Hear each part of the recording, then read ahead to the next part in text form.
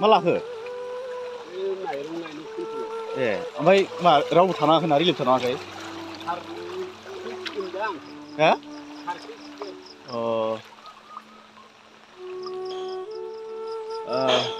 खुलुमबाय आंनि YouTube channel नायगिरिफोरनिसिम सिगां खुलुमनाय जासिहरग्रोबाय दायो आङो नैबे माने मेडिकेल कलेज बेसरगाव मेडिकेल कलेजनि ओरै साहा कालुगाव मैरु कालुगाव गामिनि ओरै खोलाहा थानाय नैबे आइथुगाव गामियाव माने मोनसे ओरैबायदि दुखुनि बाथ्रा माने दैबाना माने गासिबो माने लोमफैजोब्बाय लोगोफोर नोंथांमोननो आं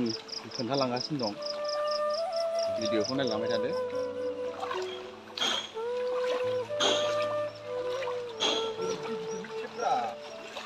मा लाखो फानहैसै नामा ना दोनैसो बबावबा खेब्बाय आबै दा अबहाय दङ औ न'आवनो ओमफ्राय रिलिफ थाथ'नाङाखै रिलिफ थाथ'नाङाखै रिलिफ थाथ'नाङाखै ना ओमफ्राय न' सिङाव हाबजोब्बाय दैया न'आ हाब्बायहाय हनै बाहायबो नायलाबायहै अ दे ओमफ्राय दा दाउ अमाफोर दंना गैयामोन दङ फायखाना मानसि सोरान दोनदों आयो अमाया दाथ' दैयाथ' आरो हांसोआबो दं हांसोआथ' ओरैनो नायगासिनोसो दङ दैयावबो थानो रोङा गोजावसिगोनसो बियो हमनानै बे न' लुनाय गोदान दङ ना लांदां बेवहाय थिखाङाबानो उफाय गैया थ' नायलांसै होमबा आबै नोंनिखौ फैदो खोनाखाबाय माने आंनि इउटुब नायगिरिफोरनिसिम दा माबायदि जाखो माने दाउ अमाफ्राबो माने दाबसेयावसो दोनहैजोबनांबाय जाहैबाय होमबा नायलांबाय था लोगोफोर भिडिअखौ जोबजासे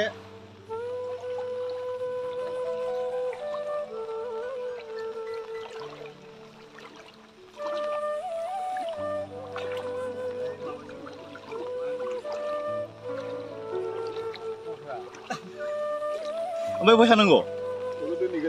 दुबिनाव नावहाय बारनो हानाय नंला दां दैया गोथौथारथ'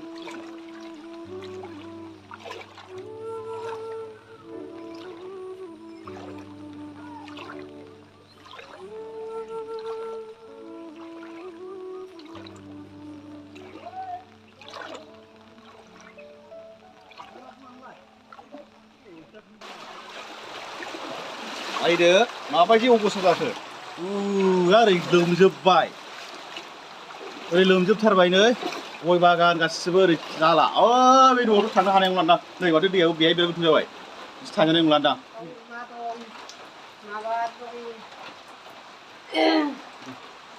मोसौ मोला दंलाबायो खामसालियावसो ओंखाम ओंख्रि संलाबायदों खामसालियावसो संलाबाय नै ओमफ्राय दाउ अमाफ्रा बै दङ दाउ अमाफ्रा ओरैसो गोलांलाजोब्बाय खुनुरुखुम ओमफ्राय दैया मा दिनै मोनायावसो देरखो ना दासो देरबोदों दा फुंनिफ्रायसो हराव देरथारदों दाथ' बारायगासिनो दङ नै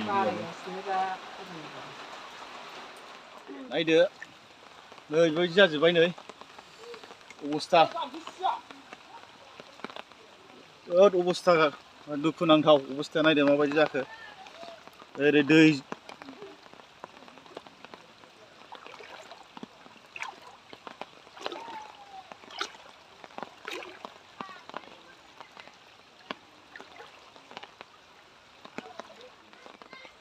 बै नुहुरनायसिम खेबलांजोबगोन आङो दैयाथ' गोथौआनो जाबाय बेहाय हाजासे शेयार खालाम लोगोफोर आंनि इउटुब नायगिरिफोर ओरैबायदि दुखुनांथावनि बाथ्रा माने फुरा थानो थाखाय जायगायानो गैला बिराद दाहारथार नै बेहाय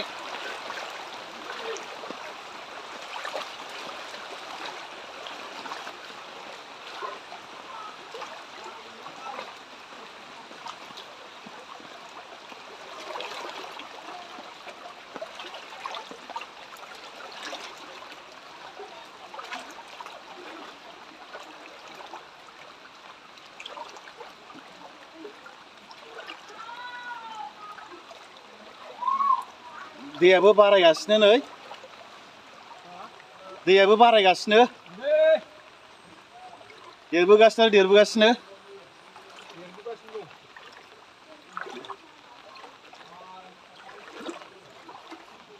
जोबोद दुखु नांथावनि बाथ्रा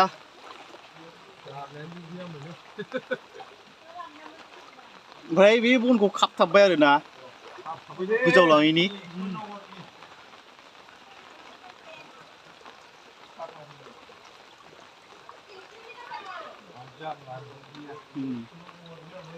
ओइ बोरै साखो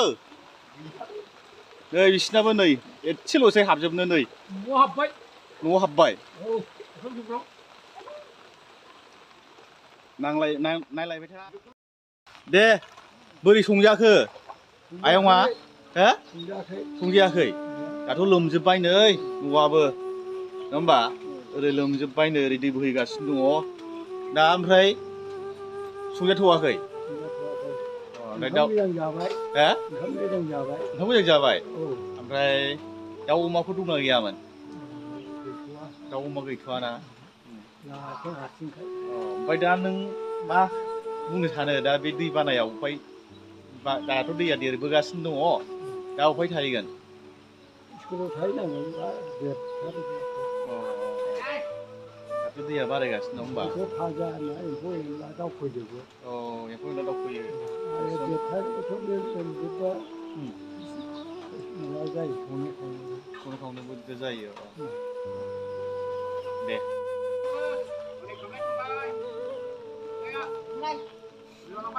खामफ्लायाव गोजौबाय नै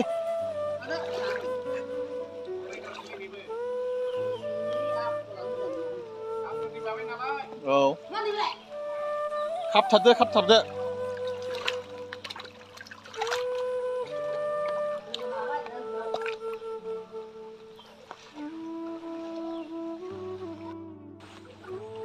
मा नागिरखो राजा हो एफा दै दाहारावनो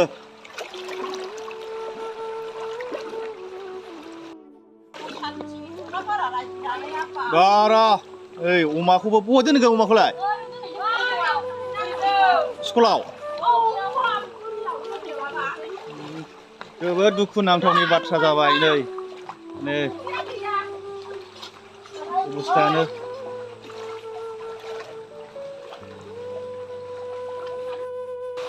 बिराद मोजां दंला भाराया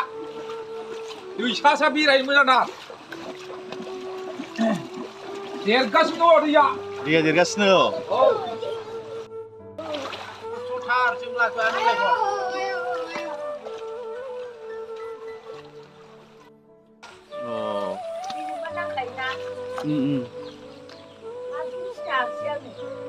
आंसोलै कालुगावनि ओमफ्राय दाथ' न'आ लोमजोबथारबाय नै दा बहाय थाहैगोन होनदों स्कुलाव थाहैनोसै खम जारलालै ओमफ्राय जानाया अबहाय जाखो जाबाय मोनखांबाय जाबाय मैया मैथा एसे बायना लाबाय ना फवासे लाबोनो फुंनि थाखाय खेबदों दा माने आङो बेखौ भिडिअ खालामफैदों आबै माने दा जोबोद दुखु नांथावनि बाथ्रा जाबाय नङा होमबा दाथ' न'आव लोमजोबबाय नै थानो जायगाबो गैला नङा होमबा आंसो मिथिबाय मिथिबाय बेखौलाय नुलाहाय सना दा आंबो खेबफाबायना दा मा होनगोन आबै नों बिनि सायाव बिनि सायाव आङो फुङाव ओंखाम संदों ओमफ्राय संखां आङो दैया बारा जानायलाय बै न'आव गाखोना थादों होनसै न'आव गाखोना थादों न'आवसो गाखोना थादों ओमफ्राय मोनायाव देरबोखादोंमोन नामा दैया मोनायाव दासो देरदों दासो देरबोदों मोनायाव देरनायबा जों गिनांगौसोमोन मेगन मोदै जायो अखा हाबाथाय माने बे दैयाबो थिग गैयाना लोमफैबायोबा ओमफ्राय हराव आं खेबथाम सिखारदों आं फिसौलाखौ फोजादों नै आबौ सिखारद' फाग्ला होनबाय आं बुदबनानै होननानै उन्दुबाय हाबा नों उन्दुबाय फाग्ला सिखारला दैया बाराबा देरसिगौनै सिखारद' सिखारबाय हनै बोहैथारसै सिखारद' होनबाय आरो बुबावबाय जोमनानै ओमफ्राय आबै दा दाउ अमाफ्रा बोरै खालामखो अमाथ' गैया दाउखौ हनै आं खाथियाव खाना लाना दं होमबा दा ओमफ्राय थाहैनोसै स्कुलावनो थाहैनोसै स्कुलाव थांसै दे जोबोद दुखु नांथावनि बाथ्रा जाबाय आबै नङा होमबा माने फिसालाबो गैया फैयाखै मालाय बिहामजोबो गैया खालांबाय जोबोद दुखु नांथावनि बाथ्रा माने नैबे आइथुगाव गामि ओरै मेडिकेल कलेजजों नांजाबनाय आइथुगाव गामिनि बे नुथाया दा ओरैबायदि दुखुनांथावनि बाथ्रा जाबाय माने जानो थाखाय जायगायानो गैथारला नै लोमजोबबाय दा बेखौनो आङो खावलायनो सानो माने गासिबो आंनि इउटुब नायगिरिफोरनिसिम माने हाजासे लाइक खालाम ओमफ्राय शेयार खालामना हो जाहाथे बयबो मोनो आरो माने आङो दानि बे गभर्नमेन्टआव थानाय सरकार जेनेबा बिटिआर सरकारनिसिम बेखौनो खावलायनो सानो माने जाहाथे बेयाव नायफैनानै सुलु लाफैयो फुरा लोमजोबथारबाय ओरैजाय माने दाथ' नै थानो जायगायानो गैखाथारला नै जाला बावनो गोगोम गोथौ जाखाबाय नै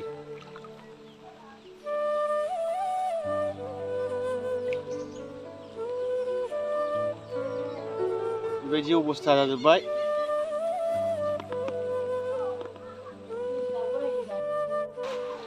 खोनाबायना आंनि इउटुब चेनेल नायगिरिफोरनिसिम माने दा माबायदि अबस्था जाखो नोंथांमोनाथ' नुखाबाय दायो माने आं बेखौनो खावलायनो सानो माने जेसेबांखि माने आंनि चेनेल नायगिरि नोंथांमोन माने आंनि चेनेलखौ लाइक खालाम आरो लोगोसे कमेन्ट लिरहर शेयार खालाम माने जाहाथे बयबो मोनो दा ओरैबायदि दुखुनांथाव माने दाउ अमाफोराबो माने बुखारलांजाजोब्बाय होननाय दाथ' खोनानो मोनबाय लोगोफोर दा इसिबां माने दुखुनांथाव बाथ्रा ओरैबायदि स्पिड बोहैबोनाय दै नाय नैबावथ' बिराद